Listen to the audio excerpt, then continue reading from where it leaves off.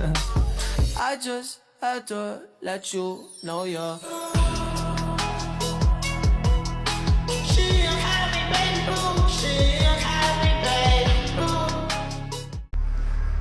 Assalamualaikum warahmatullahi wabarakatuh. Perkenalkan, nama saya Nur Azla dengan NIM 2504246. Saya dari Prodi Ilmu Administrasi Negara dan Fakultas Ilmu Sosial. Hari ini saya akan menjelaskan salah satu tema dari mata pelajaran saya, yaitu Sistem Administrasi Negara, dan temanya yaitu unsur-unsur Sistem Administrasi Negara. Dan dosen pengampu saya itu adalah Ibu Yulia Hanuselina, SAP MAP. Saya juga akan menjelaskan apa saja dan bagaimana unsur-unsur dari Sistem Administrasi Negara ini. Ayo kita bahas. Yang kita bahas hari ini yaitu SAN, Sistem Administrasi Negara. Sistem Administrasi Negara itu, atau yang disingkat dengan SAN, merupakan totalitas yang terdiri dari berbagai komponen yang saling melengkapi untuk mencapai tujuan negara.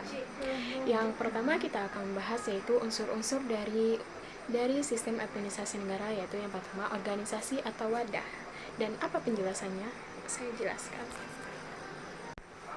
Oke, yang pertama tadi yaitu organisasi atau wadah. Organisasi yaitu merupakan kerangka atau wadah di mana administrasi dilakukan. Dalam konteks negara, organisasi ini mencakup seluruh lembaga negara, yang dimana itu ada kementerian, lembaga pemerintahan, kementerian, sehingga juga ada unit terkecil. Organisasi ini juga mencakup struktur hierarki wewenang. Dan yang kedua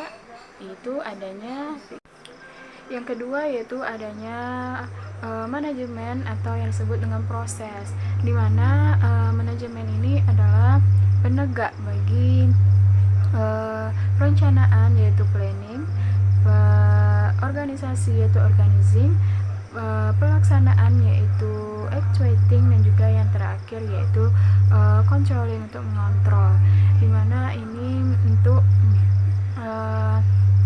melaksanakan kegiatan sistem administrasi negara supaya berlanjut secara lancar. Dan yang selanjutnya yaitu adanya kepemimpinan atau leadership, di mana ini mempengaruhi, mengarahkan, dan mengkoordinasikan agar orang-orang bekerja secara efektif. Pemimpin dari SHN ini, SAN, pemimpin dari SAN ini harus mampu bersikap integritas dan juga mampu untuk menangani masalah pelayanan publik secara efektif. Dan selanjutnya yaitu yang keempat yaitu adanya kepegawaian, di mana sumber daya manusia sangat dibutuhkan untuk mengkoordinasikan sebuah negara.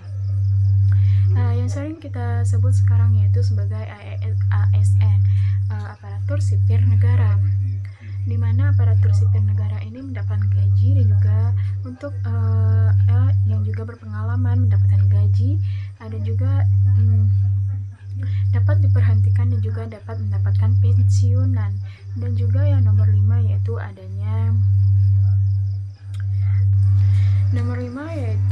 keuangan atau finansial.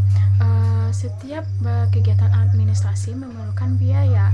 Unsur keuangan mencakup penganggaran APBN dan APBD, penggunaan anggaran hingga pertanggungjawaban keuangan negara. Tanpa sistem keuangan yang baik, program-program pemerintahan tidak akan bisa berjalan dengan baik. Dan juga yang nomor 6 yaitu adanya sarana dan prasarana atau disebut dengan logistik. Mencakup fasilitas fisik seperti gedung, kantor, peralatan teknologi informasi, kendaraan dinas, dan aset lainnya yang mendukung kelancaran pelaksanaan tugas-tugas pemerintahan. Dan juga yang nomor 7 yaitu adanya hubungan masyarakat atau public relation. Administrasi negara ini bertujuan untuk melayani masyarakat. Oleh karena itu diperlukannya interaksi maupun interaksi antar masyarakat dan masyarakat, individu dan individu, kelompok dan kelompok, baik di antara pemerintahan dan warga negara agar kebijakan yang diambil mendapatkan dukungan dan umpan balik yang akan membangun sistem yang baik dan juga menjadi kelancaran bagi masyarakat dan juga pemerintahnya untuk menjalankan sesuatu yang akan dilakukan. Jadi, kesimpulan yang saya dapatkan yaitu sistem administrasi negara atau SAN merupakan sebuah totalitas yang terdiri dari berbagai unsur pokok yang saling melengkapi dan juga terinteraksi dan tidak dapat dipisahkan satu sama lain dalam menjalankan roda pemerintahan. Dan juga pencapaian tujuan negara sangat bergantung pada sinergi antara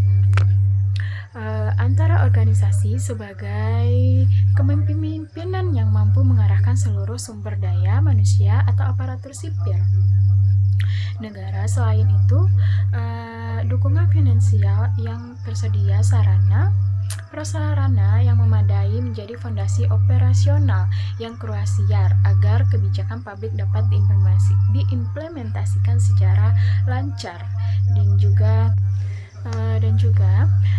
manajemen sebagai proses penggeraknya serta kepemimpinan yang mampu mengarahkan seluruh sumber daya manusia atau aparatur sipil negara. Selain itu, dukungan finansial yang ketersediaan sarana prasarana yang memadai menjadi fondasi operasional yang krusial agar kebijakan publik dapat diimplementasikan secara nyata dan juga secara efektif yang ada di Indonesia ini. Melalui koordinasi yang harmonis antara unsur-unsur tersebut, administrasi negara dapat bertransformasi dari sekadar mesin birokrasi menjadi instrumen pelayanan publik. Saya harap sistem administrasi di negara kita ini berjalan dengan lancar dan juga sesuai dengan apa yang ditentukan oleh masyarakat dan juga pemerintahannya.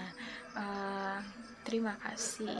Baiklah, hanya itu yang dapat saya sampaikan. Jika ada saya salah kata ataupun salah pengucapan, saya mohon maaf. Saya akhiri dengan Assalamualaikum warahmatullahi wabarakatuh.